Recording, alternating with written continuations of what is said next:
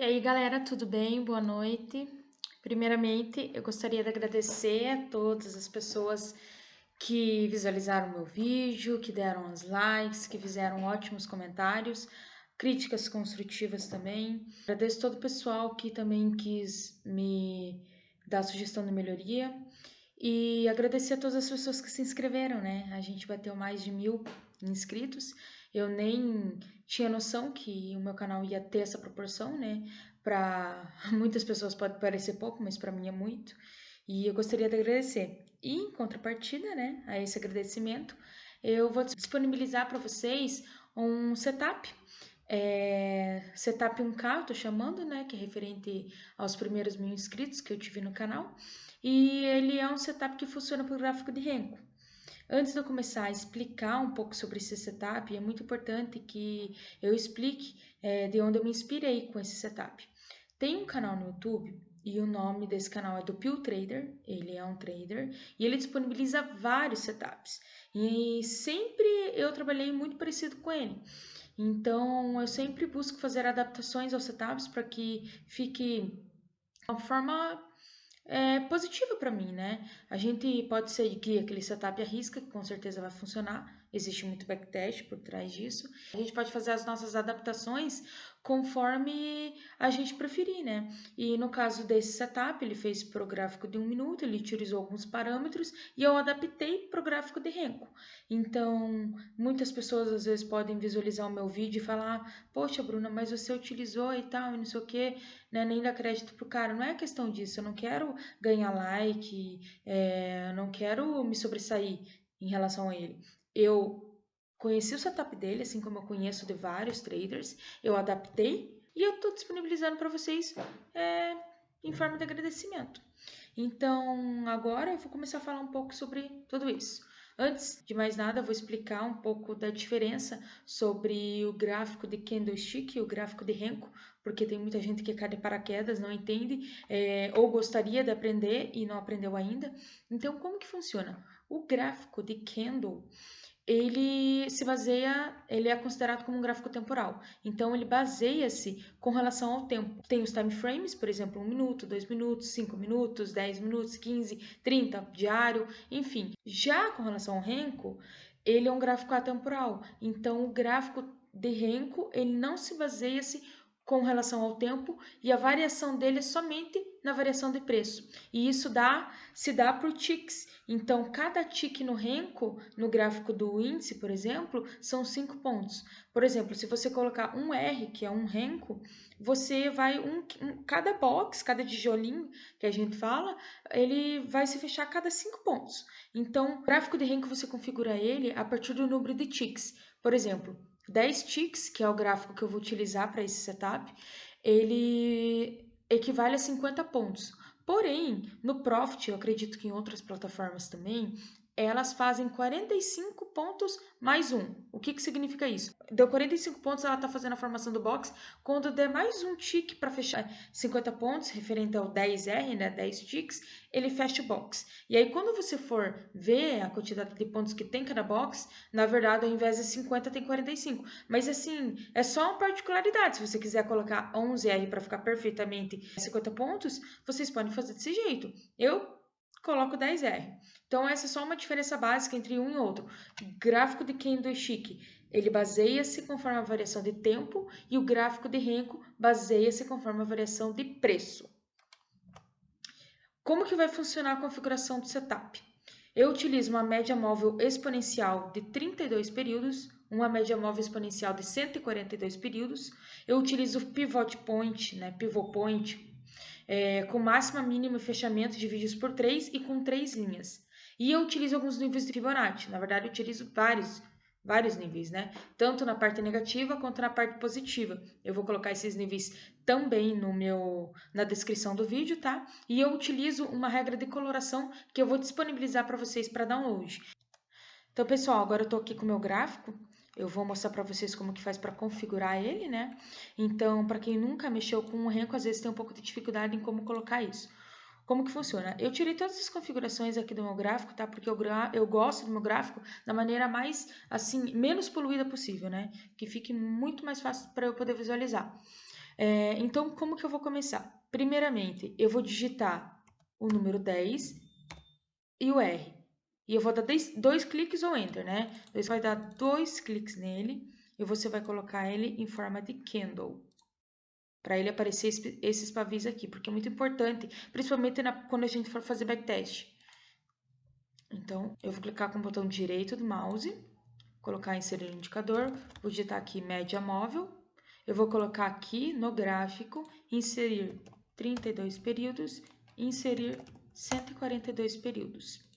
Duplo clique na média de 32, eu vou deixar ela exponencial, eu vou deixar a aparência dela branca, espessura 3.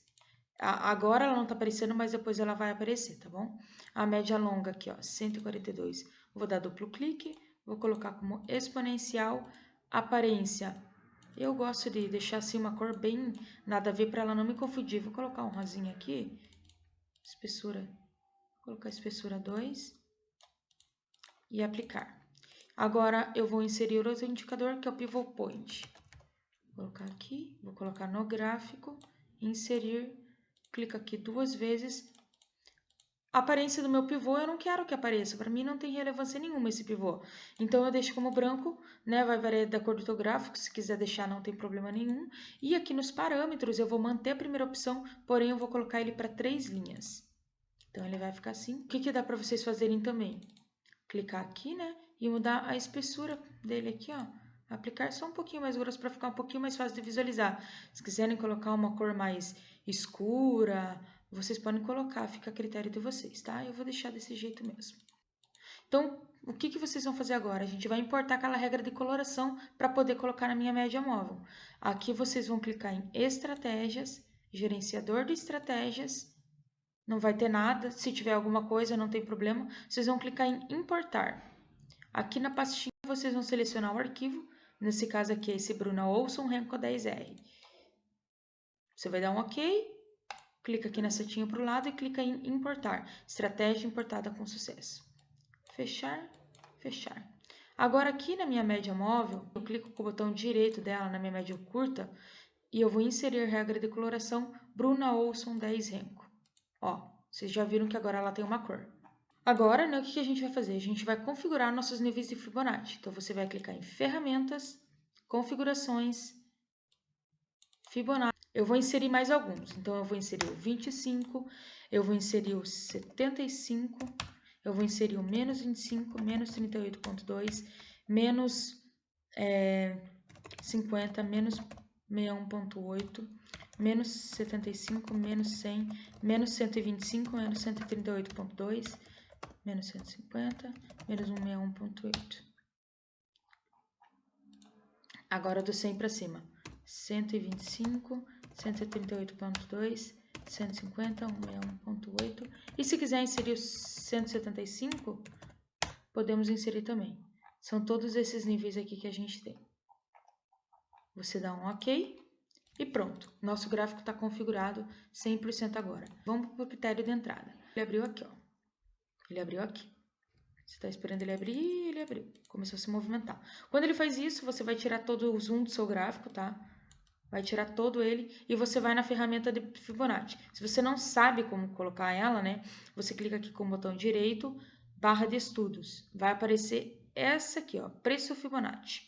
Como já está configurado, né? É só você clicar aqui, selecionar do 0 até o 100%, o seu 0 ele tem que estar no primeiro ponto de suporte, que é o verde, aqui embaixo, do pivot point, e o seu 100% tem que estar no primeiro ponto vermelho que aparecer no gráfico. Então, vamos supor, apareceu aqui, ó, o preço começou a trabalhar, abriu o pregão, apareceu o primeiro nível vermelho acima, que é a resistência 1 e o suporte 1 do pivô. Você vai selecionar a sua ferramenta de Fibonacci, vai colocar aqui o 0% e o 100 você vai deixar ali.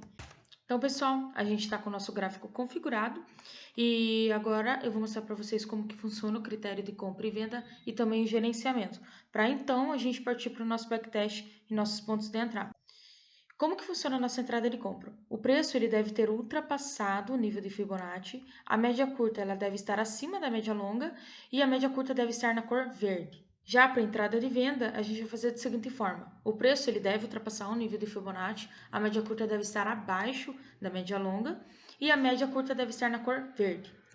Com relação ao gerenciamento, pro índice eu coloquei um gain de 200 pontos e um loss de 150 pontos. No dólar, eu coloquei um gain de 3,5 pontos e um loss de 2 pontos. No índice, eu estou utilizando o tempo gráfico, né? O tempo de Renko de 10R. No dólar, eu estou preferindo utilizar um tempo de 4R. Essa foi a melhor forma, com base no meu estilo operacional, que eu encontrei e é por isso que eu estou disponibilizando para vocês. Mas nada impede de vocês fazerem alterações. Estou reforçando isso, tá bom? Vamos para o gráfico. Para quem nunca configurou uma ordem oco, funciona assim. Você vai ter aqui, se não tiver nenhuma, né? Você vai clicar no mais, vai clicar na engrenagem e você vai criar uma regra nova. Vou criar uma regra para o índice. Como aqui a gente configura em ticks, cada tique varia 5 pontos, então se eu quero ganhar 200 pontos de gain, eu vou colocar 40 ticks. E se eu quero 150 pontos de loss, eu vou colocar 30 ticks. Então, como que vai funcionar? O nosso gráfico está configurado. Abriu o pregão e ele está configurado dessa forma. O preço vai trabalhar. A gente nunca vai entrar nessa primeira sequência, tá? A gente sempre espera o preço ir e voltar. Então, ele foi. A média curta está acima da minha média longa e ela está vermelha. Então, eu não vou fazer absolutamente nada, tá? Eu vou esperar o preço trabalhar. O preço está subindo, a média ficou verde, está acima da média longa. Se ela ultrapassar esse nível de Fibonacci, quando o preço retornar para o Fibonacci, eu vou apregoar uma compra. Passou, rompeu e eu já fico com uma ordem apregoada exatamente aqui. O preço vem, poderia pegar aqui. Se você quiser pegar aqui, também pode. O teu stop vai ficar um pouquinho mais caro, dependendo, né? Às vezes você pode ser estopado antes do tempo e o preço vai e sobe. Caso não tenha pego aqui, não tem problema. A gente espera. O preço foi e bateu novamente. Média verde, tá rosa. O preço vai, não te estopa e dá o seu gain de 200 pontos. Que nesse caso eu estou fazendo aqui com um contrato, equivale a R$40 e R$30 de loss. O preço trabalha, não faço mais nada. Média ficou vermelha, não vou fazer absolutamente nada, espero o preço trabalhar. Ficou verde. Vermelho, não faço absolutamente nada. Rompeu o Fibonacci, a média está vermelha, não é um ponto de venda? Não, não é. Por quê? Porque a média curta está acima da média longa. Então, eu não faço operação de venda nesse caso. O preço continua trabalhando. Pronto, cruzaram-se as médias. Cruzou a média, rompeu o Fibonacci, eu espero o preço bater e voltar. Então, ele rompeu aqui, ele não bateu aqui no nível de novo e foi embora. Não faço absolutamente nada. Bateu aqui, não rompeu. Rompeu agora. Se tocou de novo, nesse caso tocou, eu apreguei aí minha venda. Espero o preço trabalhar. Me estopou, não tem problema. Por isso que eu falo, eu gosto de fazer uma operação, mas nada impede de vocês fazerem mais. Vai do gerenciamento de cada um. Então, ó, vamos supor, você fez uma operação de gain menos 130 que foi a tua loss. Você ainda ficou positivo. O preço foi e rompeu de novo. Encostou de novo, eu fiquei vendida. O que foi lá? Bateu o nosso gain, mais 200 pontos. Você já está com um saldo de 270 pontos. Rompeu. Outro critério, ó, tá chegando aqui num nível que eu vou dizer para vocês como que funciona para você operar os níveis de 0 e 100%. Aqui ele bateu, rompeu e voltou. Eu fiz mais uma operação de venda, mais 200 pontos. Aqui já daria para bater meta, né? Mas enfim, vamos continuar vendo. Bateu, rompeu, tocou. Mais 200 pontos. Não tem nem o que fazer, né, gente? Quando o preço ele chega próximo de uma região de 0%, o que você vai fazer? Se ele romper e voltar, você não vai fazer essa operação de compra ou venda já no primeiro toque, na primeira volta.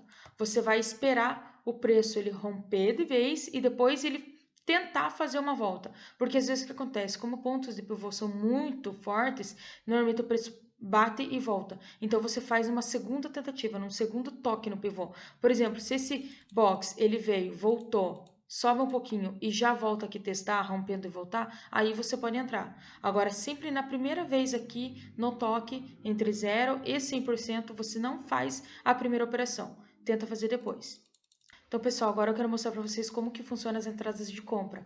O preço da média curta, ele tem que estar acima da média longa e a média tem que estar verde. Aqui a gente está vendo que está no nível de 0%, que é aquela região do pivô que eu já tinha falado anteriormente. Porém, o preço ele já foi testado várias vezes, ele já foi feito uma primeira tentativa aqui de rompimento, fez um pullback e rompeu de vez. Nesse caso, eu compro.